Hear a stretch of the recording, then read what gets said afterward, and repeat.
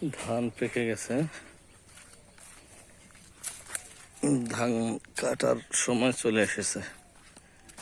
অনেক ধান, সুন্দর ধান এসেছে সবারই মোটামুটি।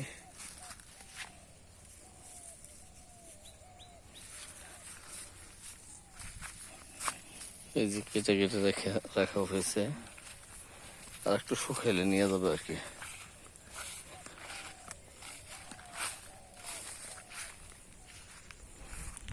পুরো চক জুড়ে ধান আর ধান, সব পাকা হয়ে গেছে। এই যে ধান পাকা হয়ে গেছে।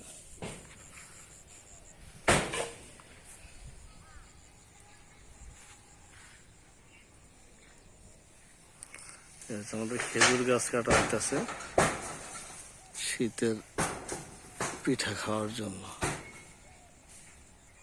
তাল গাছে তো তাল দেখা যাচ্ছে, বুঝলাম না তো একটু।